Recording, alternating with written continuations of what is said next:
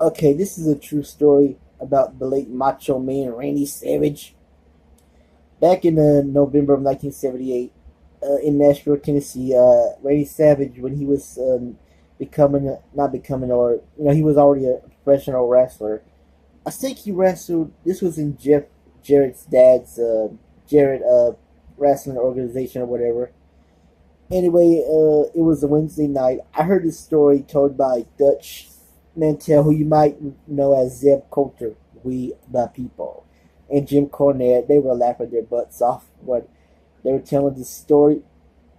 I remember it was a Wednesday night. Randy Savage and Rip Rogers, another superstar wrestler.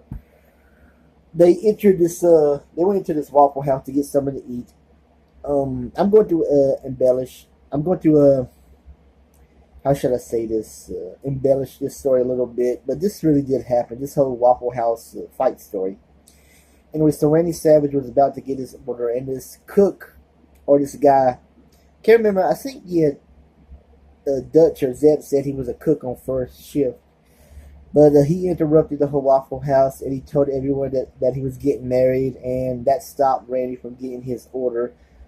He was irritable anyway. He was really so freaking pissed off, and I don't know how much. I don't know how much it lasted. But eventually, when Randy he was sitting in the booth, Randy said, and the cook cowboy was over there in the corner or something because I wasn't there. I'm just trying to get the story straight. But Randy said, "Who gives a fuck? Oh yeah." And then the cowboy heard him. He walked over to Randy and said, "What did you say, boy?" And Randy says, "I said, who gives a fuck? You interrupted my order. You don't do that to the Macho Man. Oh yeah." And eventually the cowboy just said, "Do we have a problem, boy?"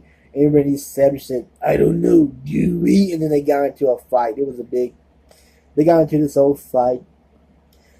I remember Zeb. I'll say Zeb. Zeb said him and his cowboy was squabbling in front of a jukebox, and then the cowboy grabbed a knife, but Randy he also grabbed a knife, but it was a butter knife. But I think they were sword fighting each other. Oh man, this is hilarious! I wish I was there. This was before my time, but eventually the police showed up. I don't know. Someone called the cops, but the cowboy ran out the door. But I think everyone in the Waffle House but Randy ran out the door. I don't know, but one of the cops said, "Randy, calm down." And he said, "Oh no, you don't tell that to the Macho Man. That son of a bitch started it first. Oh yeah." They couldn't calm him down. He was just tearing up the place, I guess. And they tried to calm him down. And also happened. One one of the cops tried to mace him, and he gets out of the way and he hit the other cop in the face. And I swear this sounds like a wrestling match from the WWE or WCW, but it ain't. But he misses Randy, and I think Randy grabbed one of the cops' nightsticks, or whatever you call them. I'll say nightstick, and he threw one of the sticks on the floor. I'm sorry, he threw the nightstick on the floor. They still couldn't calm him down. He was just getting ape shit crazy. One of the cops said, "Please, Randy, calm down." He said, "Oh no, freak out! You don't calm the Macho Man. I calm down when I want to calm down, son. Oh yeah." But they still couldn't calm him down. Uh, and soon enough, one of the cops decided to bring one of the German shepherds, the canines, and that canine bit Randy on his butt cheek. He's like, rah, and then they finally got Randy. They cuffed him and put him into the Nashville jail. And then they put him in the car first, and then brought him to jail. I'm sorry, I just had to get that story out. That's one of the most hilarious stories ever.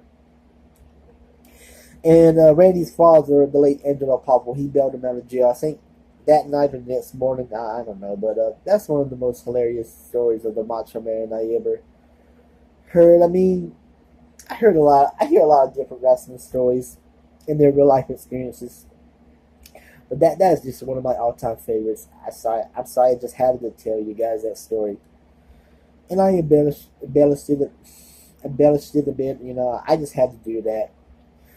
But the moral of the story: don't interrupt Macho Man Randy Savage when he's that hungry. You just don't do it. That's the moral of the story. Anyway, that's it. I'm out.